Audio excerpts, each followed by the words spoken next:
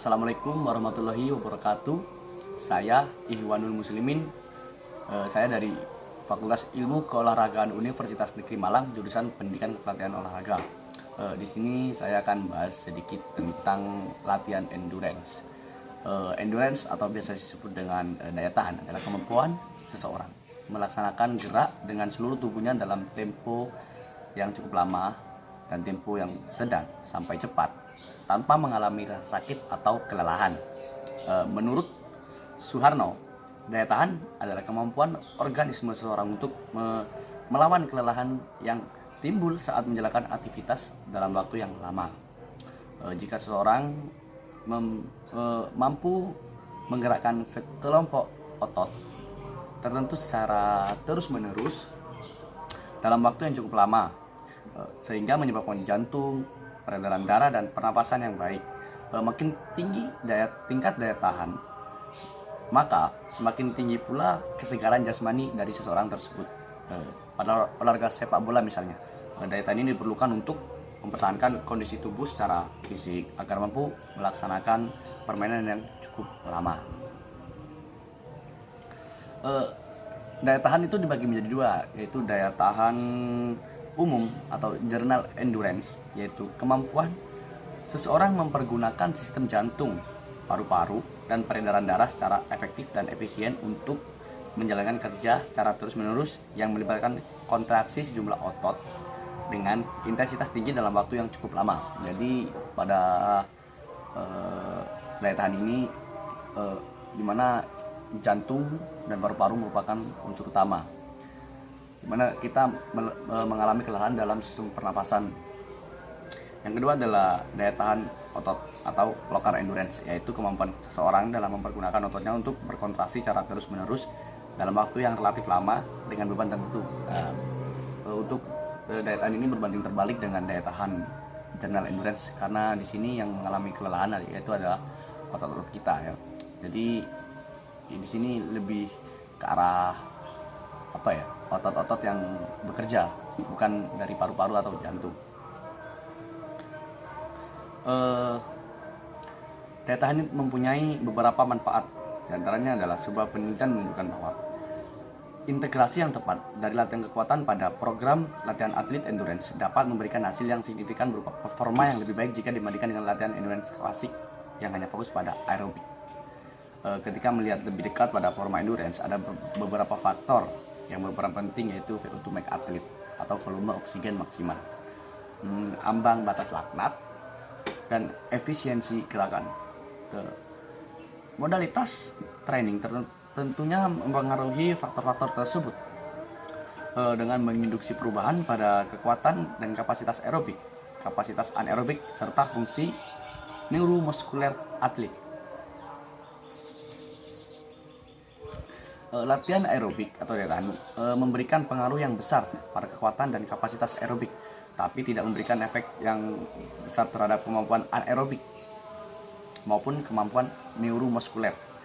Sebaliknya, latihan aerobik atau latihan kekuatan memberikan dampak yang besar pada fungsi neuromuskuler atlet dan efek yang sedang pada kekuatan dan latihan dan kapasitas aerobik.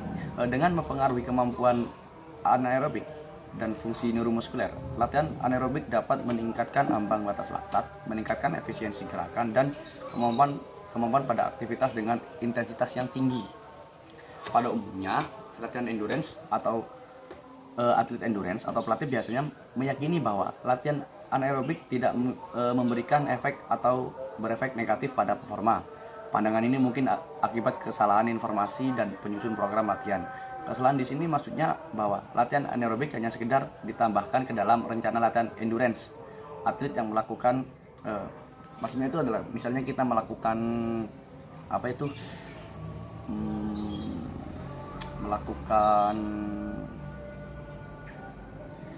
yang dari pos ke pos itu adalah latihan, kita bisa melakukan, maksudnya itu adalah latihan sirkuit training, di mana itu menggabungkan antara latihan anaerobik dan juga latihan aerobik.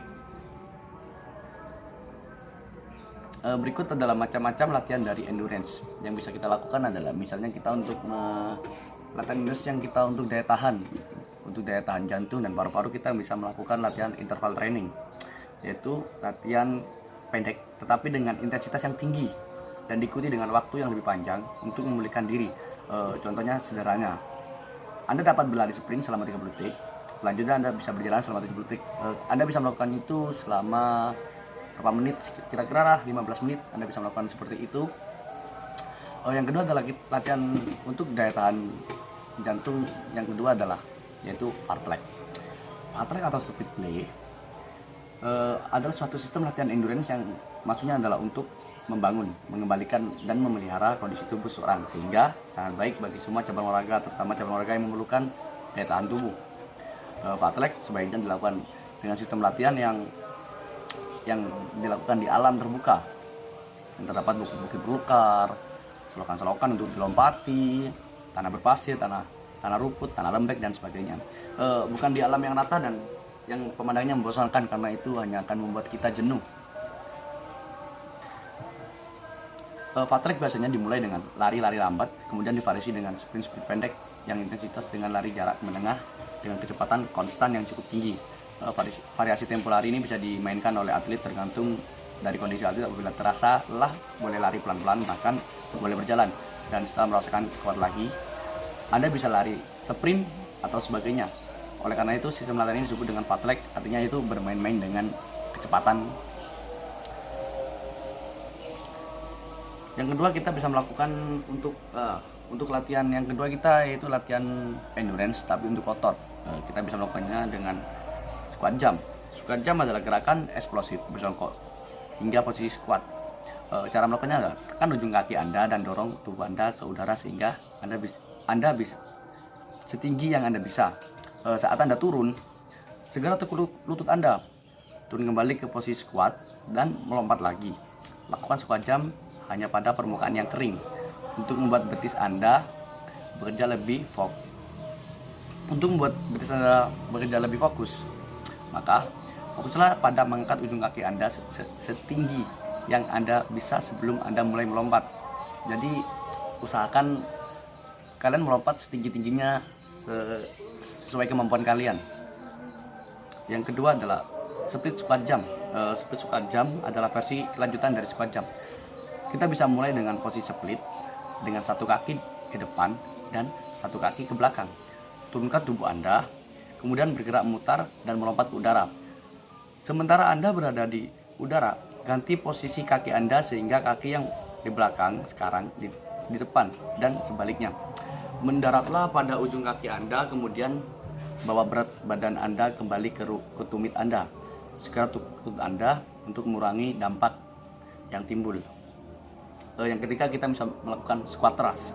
Squat thrust ini mempunyai efek yang terasa pada kaki, lengan, dada, dan perut. Cara melakukannya adalah bungkukkan badan dan buat tangan menyentuh lantai. Lanjutkan dengan latihan flank. Luruskan kaki ke belakang, lebarkan, lalu satukan. Kembalikan kaki ke depan pada posisi berjongkok, berdiri tegak. Ulangi rangkaian gerakan ini selama 1 menit. Yang keempat kita bisa melakukan push up. Push up adalah suatu jenis senam kekuatan yang berfungsi untuk menguatkan bicep maupun tricep, ya, bicep maupun tricep. Setelah itu cara melakukannya adalah posisi awal tidur tengkurap dengan tangan di sisi kanan kiri badan, maksudnya seperti ini ya, kanan kiri badan. Nah seperti ini. Kalian bisa untuk jarak kalian bisa mengatur sendiri. Kemudian badan didorong ke atas dengan kekuatan tangan. Posisi kaki dan badan tetap lurus dan tegap. Setelah itu badan diturunkan dengan tetap menjaga kondisi badan dan kaki tetap lurus. Badan turun tanpa menyentuh lantai atau tanah. Naik lagi dan lakukan secara berulang-ulang. Untuk kegiatan push up kita bisa melakukan beberapa variasi ya. Yang pertama kita bisa mengubah jarak telapak tangan. Misalnya kita bisa segini, kayak segini, terserah Anda maunya berapa, enaknya kalian berapa gitu. Yang kedua adalah bentuk tangan yang menyentuh lantai. Kita bisa membuka, mengepal, atau menggunakan jari atau punggung tangan. Yang ketiga adalah mengubah jarak antar kaki. Bisa kita lebarkan atau bisa kita kecilkan. Yang keempat adalah mengubah ketinggian letak kaki dengan menggunakan kursi atau kaki yang satu ditindihkan ke kaki yang lain. Yang ketiga adalah mengubah jumlah tangan. Misalnya kita bisa pakai dua tangan atau kita pakai satu tangan. Nah, untuk latihan selanjutnya kita bisa melakukan pull up. Nah, untuk pull up ini kita bisa menggunakan media apa saja. Kita bisa pakai palang besi, kita bisa menggunakan pintu, atau kita bisa menggunakan pohon untuk sebagai medianya. Pull up ini adalah salah satu latihan yang diprioritaskan untuk otot punggung terbaik yang dilakukan dengan bergantung pada sebuah benda. Bisa ya, seperti yang saya sebutkan, bisa palang, bisa pintu, bisa juga pohon ya. Cara melakukannya adalah posisi kaki bisa lurus maupun ditekuk, namun umumnya adalah dengan menekuk kaki. Latihan ini terutama melibatkan otot bicep dan forearms. Oleh sebab itu, kunci untuk dapat memainkan pull up dengan baik adalah melatih kekuatan pada bicep dan forearms Anda. Saya sangat menyukai pull up dan hampir setiap hari saya bisa melakukan itu ya, karena kita tidak memerlukan media yang sangat banyak. Latihan yang terakhir kita bisa melakukan circuit training, di mana kita di latihan circuit training ini kita memiliki dua keuntungan, yaitu kita mendapatkan hasil dari local endurance dan juga general endurance. Karena apa? Karena di latihan ini kita menggunakan beberapa pos ya. Misalnya di pos 1 kita isi dengan lari-lari sprint, di pos 2 kita isi dengan zigzag, di pos ketiga kita isi dengan push up, atau dengan latihan kekuatan lainnya. Dengan ini kita memiliki kita mendapatkan 5 unsur latihan ya. Bisa kita mendapatkan latihan kelincahan kita dapat, kekuatan kita dapat, kecepatan kita dapat, terus kelentukan kita dapat ya, dan juga daya tahan juga kita mendapatkannya. Sekian dari video dari saya, kurang lebihnya mohon maaf. Wassalamualaikum warahmatullahi wabarakatuh.